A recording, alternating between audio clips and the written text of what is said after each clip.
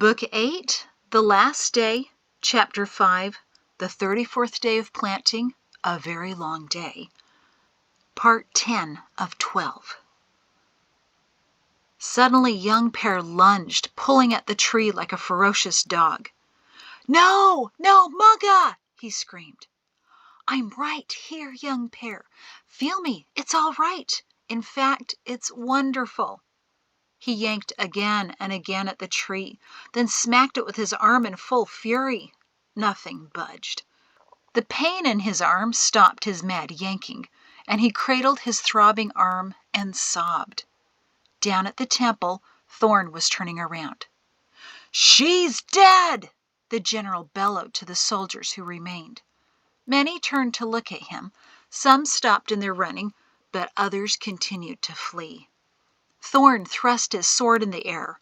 "She has no power! She's dead! Salem is still ours!"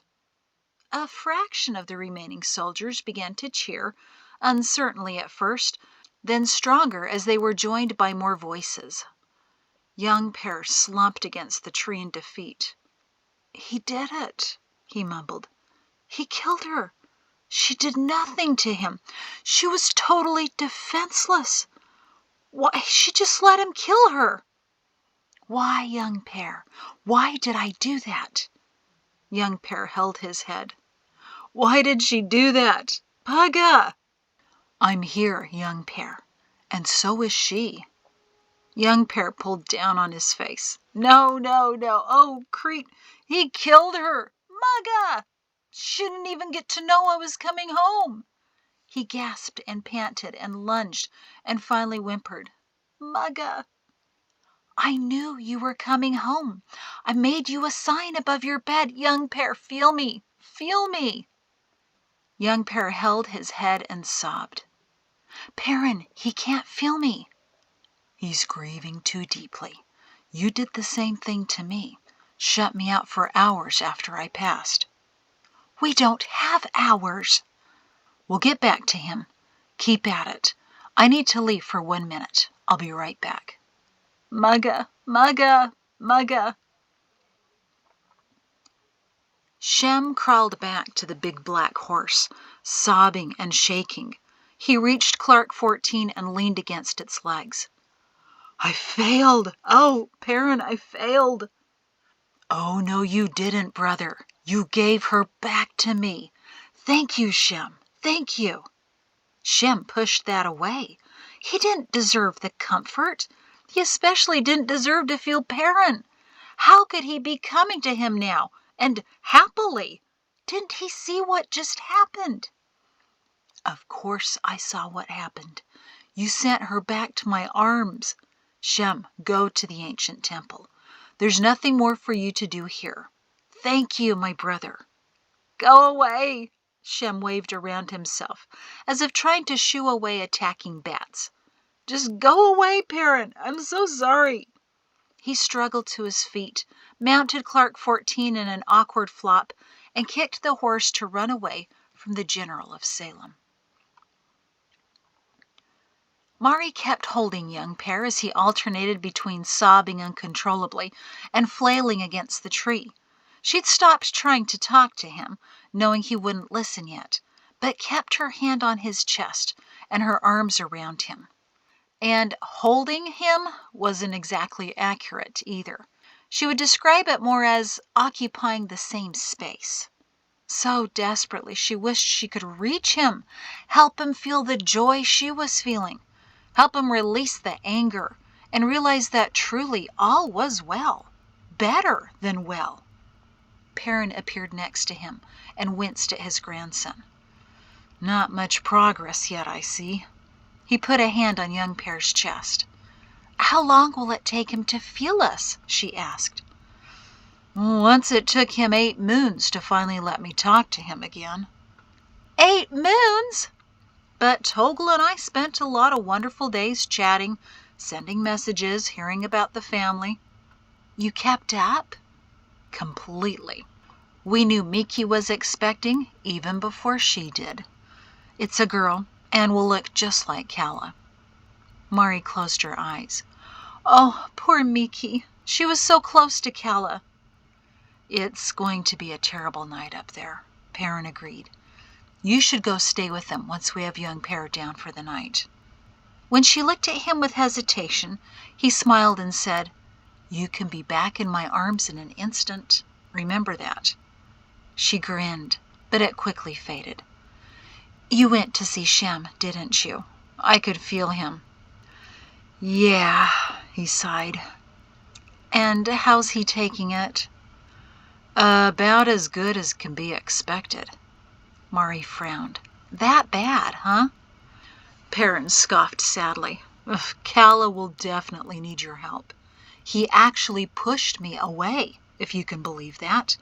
He knew I was there. He heard me thanking him for bringing you here. But he's not ready yet, for anyone. Poor Shem. Mari glanced down the hillside between young Per's lunges. Perrin, is that Versa Thorn?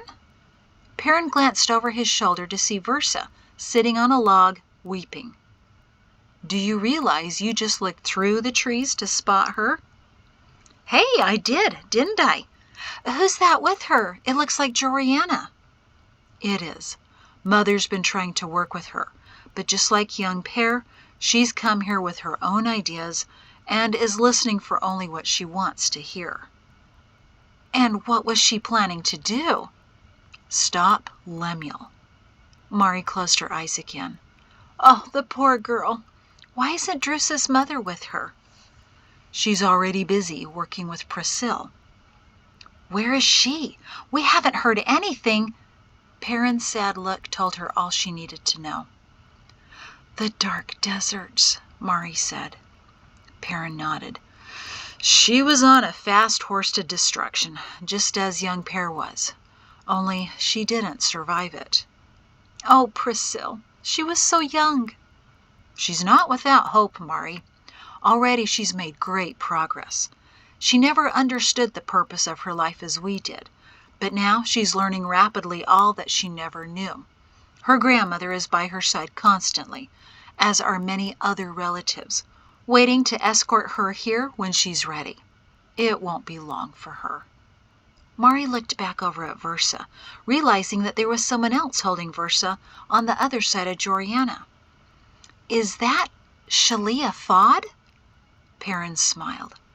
The Fods cared for Drusus and their daughters when they were young, until the Fods were killed. Shalia and my mother have had some success in reaching Versa, but right now they're dealing with a young woman deep in mourning. And she's also feeling like a failure. She didn't reach Lemuel in time. She's been trying for days to get to him, to try to stop all of this, but we have been holding her back. So far, today alone, Shalia slipped Versa past a dozen of Eltana's army members. Grayson has distracted dozens of soldiers from noticing her. Perrin gestured, and for the first time Mari noticed former General Grayson Fod, slender and imposing in all white, standing in front of a cluster of trees where Versa sat and wept. Mari wasn't sure what he was doing, beyond folding his arms and posing menacingly, but no fleeing soldiers even came near him. They all seemed to suddenly veer in another direction. Shalia and my mother convinced her to take a long nap on a porch so that she slept through the arrival of the army, and they even made sure she fell into an unfinished well. She got out all right. It was dry, so don't worry, he added when he saw Mari's alarm. But after Lemuel rode by, he never noticed the hole which his horse was headed for, because once again Grayson directed the horse into a slightly different direction. We all know that Lemuel would have killed Versa without a second thought. Shalia even nudged Shem to catch his breath by the porch where Versa was hiding, just to give Versa another chance to get away. But that's not what she wanted. Mari watched Joriana and Shalia trying to hold Versa in the same way she tried to hold young Per. Will she be all right? She won't be going to the ancient site alone. Young Per thrashed and wept. Can we release him? Mari asked, trying to stroke his hair. Think about it, Perrin said. What would happen? The image materialized in her mind. He's still too angry. He'd rush down there and find a sword, but he's too inexperienced. Lemuel would win that battle within seconds. We have to wait, don't we? Very good. This is why the Creator has trusted you to this duty. You'll do what's best for him, not what you want for him. The image continued to play out in her mind. We need to wait for him to calm down and for Lemuel to leave. That will be about another hour, once Lemuel can't find the alleged cave entrance in the temple. Perrin looked down at the stone structure. A window smashed as a chair came flying through it. Already they're looting it, tearing it apart, looking for some secret door. So tragic, he whispered. The very thing that could bring them such peace, they destroy with alacrity. Definition of the world, Mari whispered back. Lemuel's in there. I think I can hear him swearing. Look at the portico, Mari, at your body. I've tried to avoid that, but she looked anyway. It's Poe, isn't it? He still doesn't know what to think about you. When I visited him a few weeks ago, I could tell he still believed the official story. Right now, he doesn't know what to do. Poe was kneeling by Mari's body, which several soldiers had kicked and spit upon as they rushed into the temple. He gently pushed it up against the wall and out of the way, leaving a great red smear on the white stone. "Ah, Poe, that's so sweet," Mari smiled. "Thank you, but I'm not in there, you know." Still on his knees, Poe gazed at her body, seemingly perplexed. After a moment, he glanced around to make sure no one was watching. Then he kissed his fingers and touched his fingers to her cheek. "Good man, Qualipohili," Perrin declared. "She deserves your devotion. Now, do the truly brave thing and abandon Thorn." "Come on, Poe, you can do it." Mari clenched her fist, pleading. "Look at the sky, Poe. What color is it? It's not only blue, is it? Think for yourself. Question all they've tricked you to believe. See that it's not what they've told you it is. What color is the sky, Poe?" Slowly Poe stood up, nodded respectfully to Mari's body, and went into the temple. Mari and Perrin groaned together. "Still too hard, Poe?" Perrin sighed. "Follow your instincts, Sergeant Major. They've always been good. Don't do what's expected. Do what's right." Mari smiled sadly after Poe, then recoiled as a sofa came out another window, crashing in a spray of glass. "The temple!" young Per whimpered. "Salem, all of it is lost, everything!" He leaned against the tree and wrapped his arms around it as if it were his mother. Perrin and Mari hugged him on either side. "It's supposed to be lost, young Per," Mari told him. "Remember the prophecies. Remember the stories we told you. Salem would be lost, but the people would be spared at the ancient site. The Deliverer would keep his people safe before the coming destruction. Look around, young Per. Salem left. The Creator knows all of this would happen and has a plan. Everything is happening as it should. Now you need to happen as you should." Young Per's sobs slowed. He sniffled and mumbled, "Happen as I should?" Perrin rolled his eyes at Mari. "A little confusingly phrased." "But he heard me." Young Per blinked. He was used to hearing the voice on his right side, but the last thought came from his left. Perrin nodded Mari to speak. "Young Per, listen to me. All you have to do is go west. Go straight to the ancient site." Young Per held his breath. "You know it's me, young Per. And I did know you were coming home. Jatsi saw you escape and rushed home to tell us. Your parents know. They've gone to the temple ruins, and soon everyone there will know and will be watching for you. I'm here to help you get there. Scaring away 1/3 of the army was only one of my callings. My most important one is to bring you home."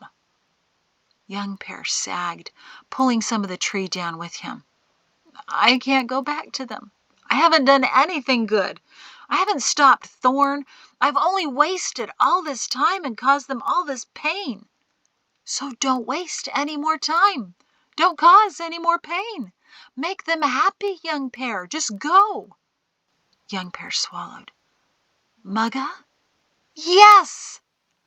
Young Pear rested his head against the tree. I'm so sorry I failed you. Look at them. Look what they're doing to your body. This isn't right. I need to at least bury you. It's so unfair. All of Salem came to honor Pugga, but you won't even be dressed in white. No one will carry you through Salem. No one will come to your service. You won't even have one.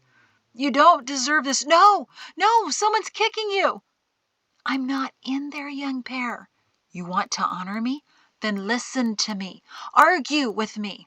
I've missed arguing with you, you know. You kept me on my toes. But I've gone rusty, Young Pear. Try me. You just might win. I'm arguing for you to go west, to go to your family. You're arguing to not. Why? Young Pear began to sob again. Mugga, I've missed you so much, and now you're gone. Mari sighed at Perrin. He thinks I'm only his imagination, doesn't he? Perrin smiled in sympathy. This will be your toughest debate ever, my darling wife. You have to win this one. Sergeant Beavid observed the mayhem swirling around him. He was near the front of the temple, waiting for Cloudman and Shin to reappear, as Thorn suggested they would, but it was clear that he wouldn't be finding either of them in this mess. His security team stayed close by, also anxiously watching the soldiers. Some were running toward the temple, eager to smash something. Others were running for the trees in terror. Still more ran to the canyon behind, having been inspired by Thorn, with their swords drawn and looking for more blood to shed. But many just looked helplessly around, waiting for someone to tell them what to do. Beavid noticed movement on the portico. 2 soldiers were kicking the body of the old woman toward the edge of the wide porch. He recoiled as the blood-stained body slipped over the side and tumbled down to the stones below, to the cheers of the soldiers. He closed his eyes barely in time. She was his grandmother, Iron hissed, having also seen what just happened. I don't care who she was to Thorn.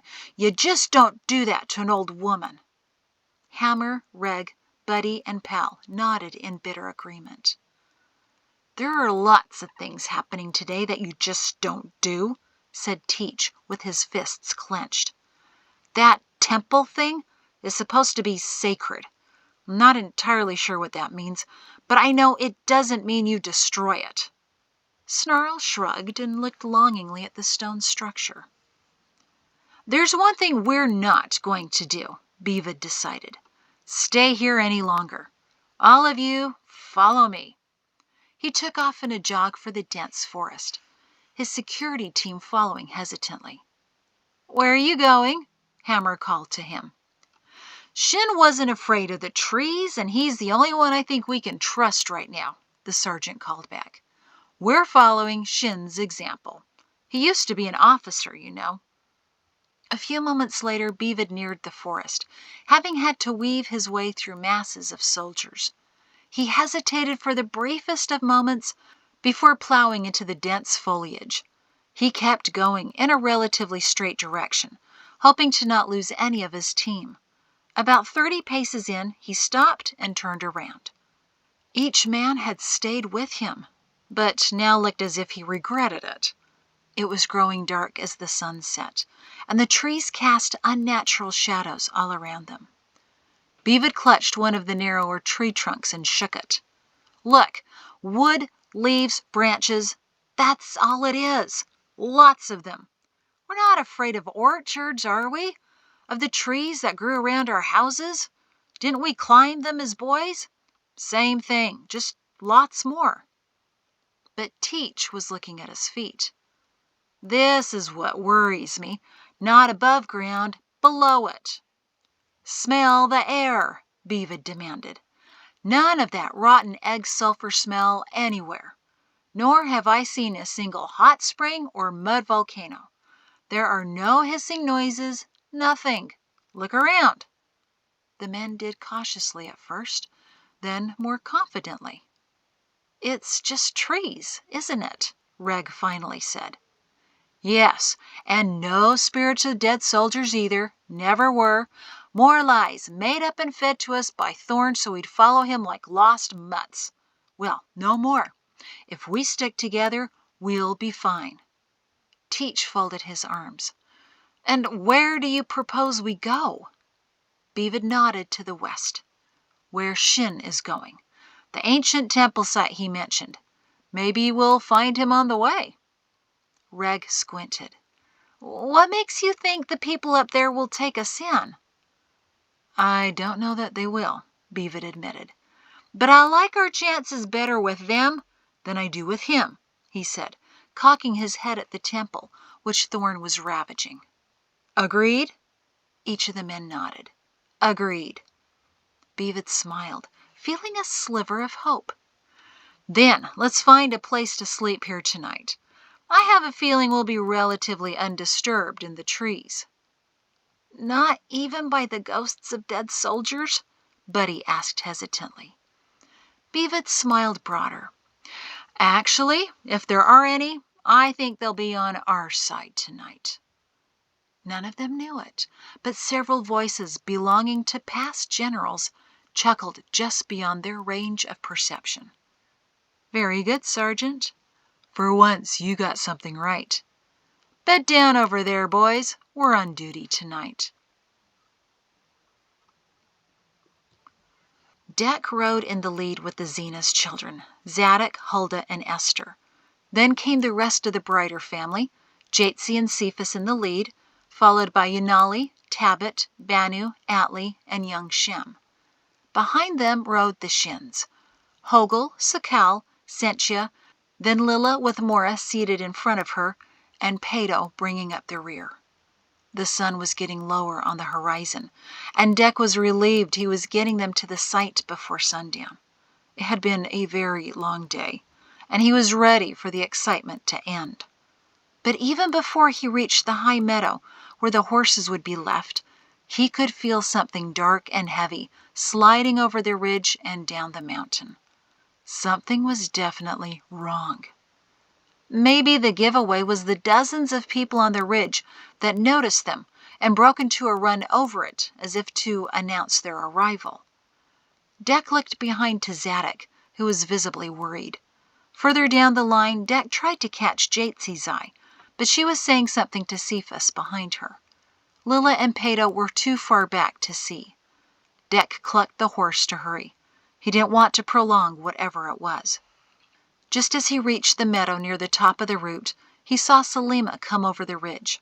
She stopped halfway, folded her arms, and waited. Everything about her demeanor was somber. Dek exhaled in dread. Oh, maybe one of the children or grandchildren. Salima was a midwife, so maybe it was Erliz or Miki with a lost baby. He nodded gravely at his eldest daughter, but she didn't nod back. She just shifted her stance and dabbed at her eyes. Dek dismounted about 20 paces away from her, and so did Zadok. "What's going on, Uncle Dek?" he whispered. "I don't know, Zad."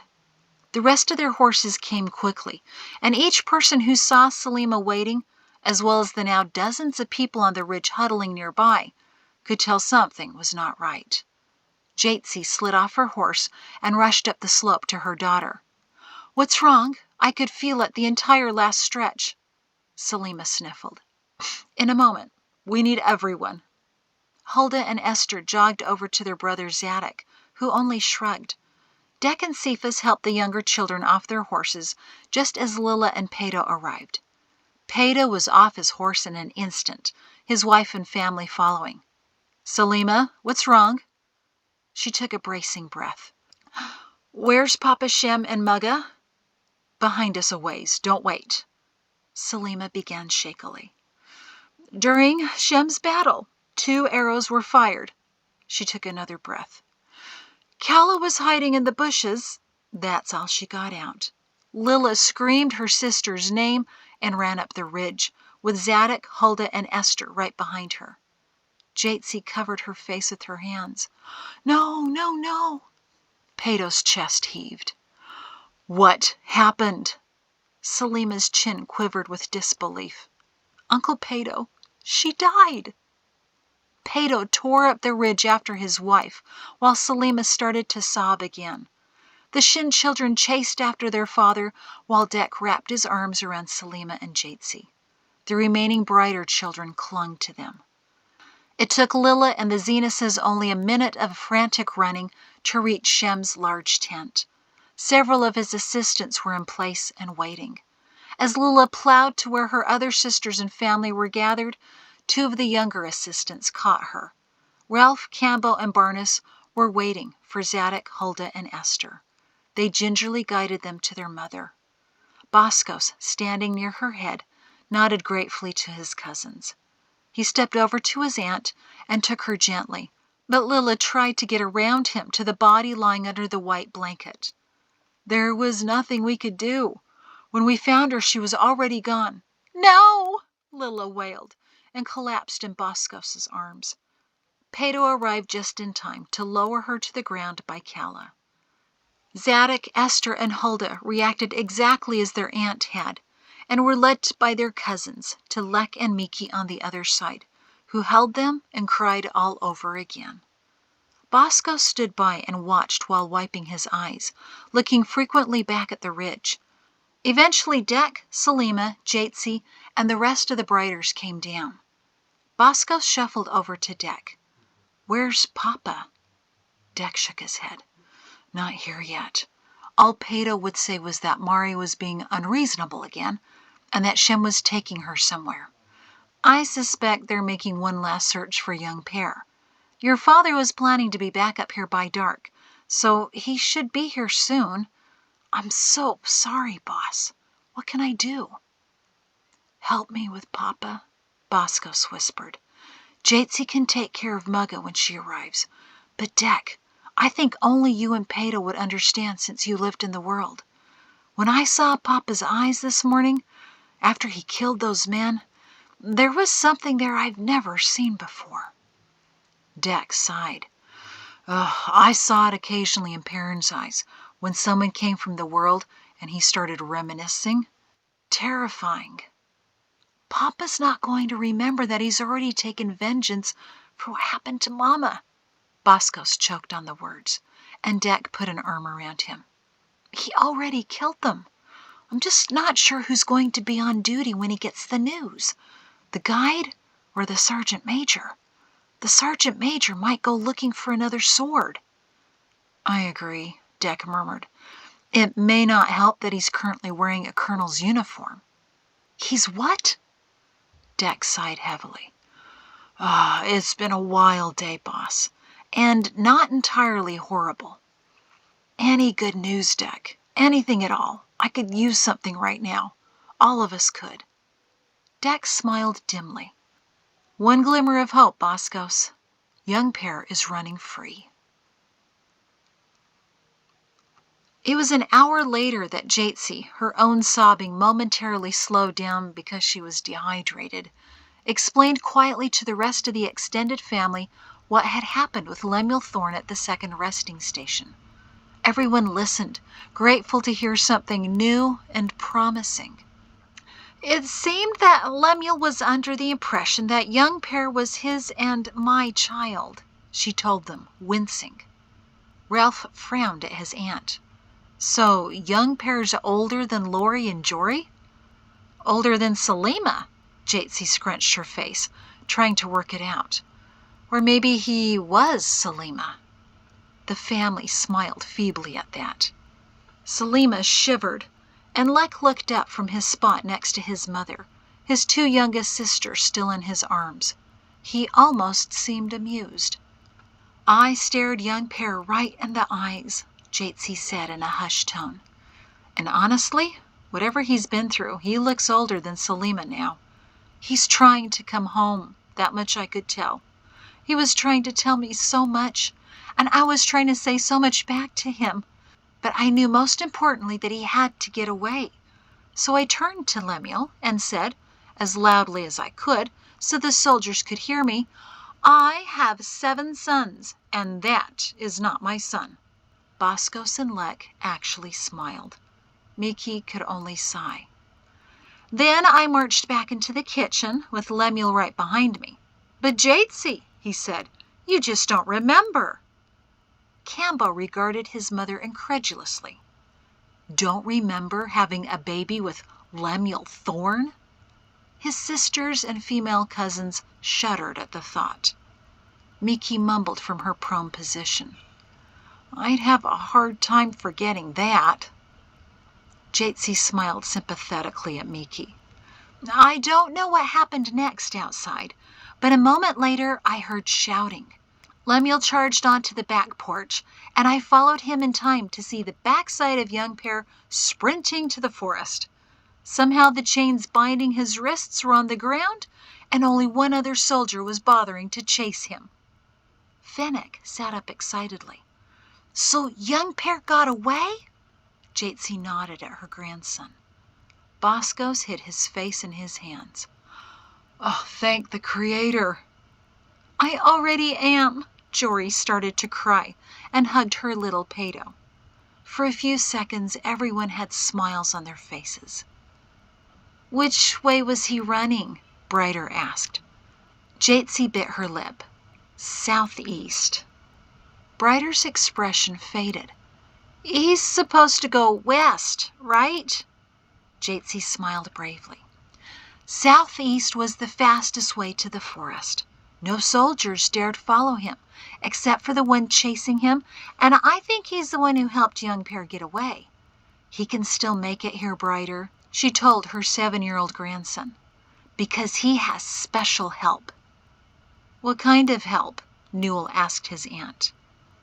"Pugga." Everyone stared at Jatesy.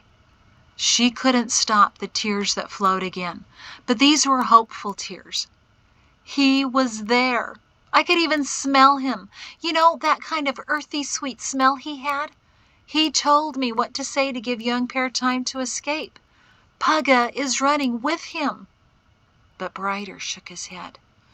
"I think young Pear might be faster than Pugga." "Oh, no, Brighter," Jatesy assured him. "When Pugga was a younger man, no one was faster than him. He'll keep up, I'm sure." No one mentioned the fact that neither Shem nor Mari had arrived yet, but every few minutes their tear-filled gazes shifted to the ridge, waiting. It was a good thing Clark 14 was so sure-footed, because Shem couldn't focus on anything. He rode past fleeing soldiers and others rushing in a panic, and he didn't know if they were Salemites or people from the world, because his eyes were too blurry, his mind too distraught. Because Mari was dead.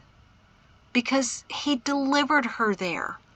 And now he had to go to the ancient site, face all her descendants, and all of Salem, and tell them what he did to contribute to her death. There was only one person who could help him through the pain and horror of what he'd caused. Maybe he could tell her. Then she could break it to everyone else. Then she could hold him all night. Once she forgave him for the death of her best friend. She would forgive him, wouldn't she? Somehow she'd be able to see why it had to happen. And then maybe she could help Shem understand. Kala was the only thing that made him finally turn his horse to head up the trail. He wouldn't get there until well past dark, but he would get there, because he promised her he'd be there tonight. But it felt like the day would never end. Young Pear's thrashing had ceased. Exhausted, he now flopped against the tree, unable to sit because his thigh was strapped to it. The sun slid behind the mountains, and soon all would be dark and cold. And he had nothing. No pack, no emergency rations, no candles, no matches, just him and that stupid tree. The soldiers were leaving, running out of the temple and the canyon behind it. Some were furious they'd found nothing. Others appeared to be losing confidence in Thorn, especially after he tore out of the temple screaming in fury, mounted his horse, and kicked it into a run while calling for Nelt. Other soldiers simply sat down in the slush and held their heads. Spending the night in unfamiliar territory wasn't a very comforting prospect. Young Pear knew how they felt, but still was a bit irked that no one came up the hill far enough to see he was belted to a tree. Young Pear watched as Thorn rode in an erratic line across the darkening field, trying to find Nelt, who had told him about the non-existent caverns, and screeching to know where the rest of the Salemites were hiding. Killing only one of them apparently wasn't enough for Thorn. "What a mess!" he heard a chuckle next to him. "Chaos indeed. Losing control of your army and officers is not the best strategy, Lemuel, and losing control of your temper is even worse." Young Pear couldn't smile. Everything was dead and hopeless in him, and he couldn't sit down. The sun was now gone, and the valley was rapidly going dark. "It's not going to be a pleasant night out here for all those soldiers. They're not even trying to run to the empty houses." "Nor will they. No one has ordered them to. People in the world can't do anything on their own except copy someone else. Besides, they'd have to cross the river, and in the dark, they're children. Terrified, dumb children." So tragic, so unnecessary. Young Pear held his breath. There were two of them talking, on either side of him. "Thorn's gone. Is it time yet?" "Yes, it's time." Suddenly the tree-holding Young Pear began to creak. He looked at it in surprise and yanked. The trunk split, and the tree collapsed completely, the band holding his leg slipping useless to the ground. "Oh, look, I did it!" He sank down on the ground in relief and heaviness. "Thank you, Pugga." "Don't thank me. That was your grandmother's doing." "And your grandmother now wants you to rest, and in the morning go west. Perrin, since when have you referred to me as grandmother?" Young Pear couldn't smile at their conversation. The thought of facing his family now, with the news that he watched Mugga die and did nothing to stop it, was too much. "He would have killed you, Young Pear." "Mugga, I deserve death," Young Pear whispered, knowing it was only to the desperation of his grieving mind, but feeling he should confess such things out loud anyway. "You have no idea what I've been doing the past 7 seasons. What I've been thinking, wanting, planning." "Oh, but I do. And you do not deserve death. You have a few things to fix. There's no debate about that. But it is fixable, Young Pear. That's the wonderful truth. The Creator can heal you." "Why would he want to?" Young Pear whispered. "Because he loves you. Because I love you." Why love me?" he said to the dark. "I've done nothing to deserve it." "That's the funny thing about love. I choose who I want to love. There's nothing you can do to deserve it. From the day you were born, I loved you. What did you do for me then? Nothing. You just laid there and cried and turned red and made messes in your cloths. And you know what? I still loved you immensely. Even then, I would have chosen to die for you, just to let you live." Young Pear began to weep. "I still don't know why you would." "Someday you will, Young Pear. When you cradle your first child, you will understand. But will you do something for me now?" Young Pear sniffled. "There's nothing left to do. I can't even find Thorn in the dark." "I want you to abandon this quest of yours. This isn't your calling, Young Pear. The Creator never intended for you to reunite the world or destroy Thorn.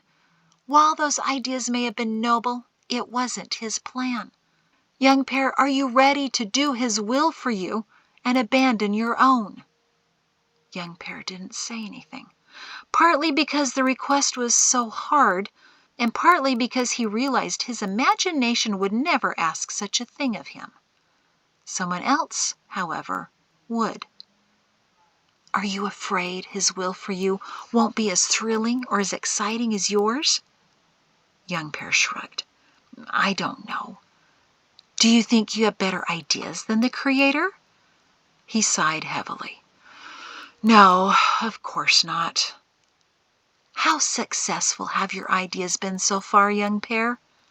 He cleared his throat. Not too much." "Do you know why?" "Yes," he whispered. "My goals were not his will for me."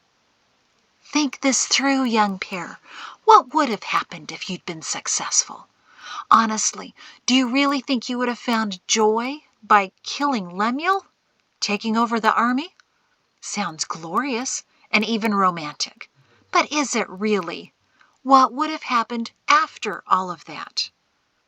Young Pear considered. "I'd be waiting for the next man to take me out, wouldn't I?" "Yes, it would have been a miserable life, always looking over your shoulder. You would have become as paranoid and cruel as Lemuel, while bitter soldiers around you waited for their opportunities to kill you and become the next man in charge. What a nasty pattern." He closed his eyes and rubbed them. "You look so tired, Young Pear. So weary, my sweet boy. Did you ever have a day of peace in the world?" "No," he sighed. "Not that I remember." "Then isn't it time to let go of the world?" Young Pear let the words wash over him, some remote part of him beginning to accept that maybe it wasn't such a bad idea. "Isn't it time to try someone else's ideas for a while? The Creator has a plan for you, Young Pear. It's been revealed to me, and my sweet boy, it's wonderful." He rubbed his face again. "Do you trust me, Young Pear?" "Yes, Mugga," he whispered. There was no one else who would call him a sweet boy, not even his imagination. "Then will you please, for my sake, try things the Creator's way? Just for a couple of days." Finally Young Pear smiled, ever so faintly. "A couple of days, huh? And what happens in a couple of days?" "Well, we'll just have to see, together." Together. The offer to stay with him was too much, too kind. How could he just easily say, "All right, you win, let's go"? Tears dripped from his eyes as he said, "I'm so sorry, Mugga. If I could just erase the last 7 seasons, I would. I'm terrified that all of this is my fault, that I caused all of this to happen, that I caused you to die." "No, no, you didn't, Young Pear. Lemuel found his way because of Amory, and she would have eventually found her way to the world with or without you. You went along just to, I don't know, suffer? But you don't have to anymore. And you know what, Young Pear? Even if you did cause all of this, even if Salem's downfall and my death were directly your fault, I would still love you and want you back. I would still forgive you because I choose to love you. And if I feel that way about you, how must your parents feel? I promise you, your mother and father wanted nothing more than to find you today. Lila had to be told again and again that you could find your way back to us. She knew it was the Creator's will that they leave, and so she did the Creator's will, even though she didn't want to. But it's a good thing they did, because Lemuel went to the estates, Young Pear, arriving only moments after they left. Had your mother stayed, he would have found her." Young Pear held his head. "I know what you're trying to say, but how could they ever forgive me? I don't even want to forgive myself." "They've already forgiven you, Young Pear. Please promise me now that you'll make it back to them. Start to make things right. Make things right with the Creator, and make things right with your rector. and then be ready for a wonderful future. Young Pear scoffed. "Ugh, you make it sound so easy, Mugga." No, it's not entirely easy. But it will be much easier than continuing to live with this grief and pain. Nothing is worse than this despair that's shoving your soul into the ground right now. Choose to give it all up to the Creator, Young Pear. Nothing in the last 7 seasons in the world had been what it initially seemed to be. But now, as Young Pear looked up at the western mountains, where the first bright stars were appearing, there seemed to be nothing more clear or obvious. Suddenly it seemed almost within his reach, as if joy, real joy, just might be around the corner, or at least a dozen miles to the west and on top of a mountain. All right, Mugga, I'll consider it. Versa slumped between the shrubs in the forest. No, she cowered. She knew she was cowering, trying to hide from soldiers who weren't looking for her. In fact, they were more terrified than she was. And just a few paces away from her was a soldier in his 30s, wearing a mismatched uniform, curled up on the riverbank and sobbing. He hadn't noticed her, nor had any of the others who came running through, screaming about the dead old woman, screaming about the dead guide, screaming about the last day, whatever terror that was, and just screaming to scream. But everything had fallen quiet since the sun went down. Between the tree branches she watched it, orange red, dip below the mountain ridge where the rest of Salem had taken refuge. And not for the first time she felt the nagging dread that she should have been there already. She sighed as she hugged her knees as best she could and estimated she had about 10 miles to walk in the morning. She readjusted her pack to rest her head on it, making sure most of her was concealed in the scratchy vegetation around her, and closed her eyes in a futile attempt to sleep. As Clark 14 plodded carefully in the darkness, Shem was sure there had never been a longer, more horrible ride.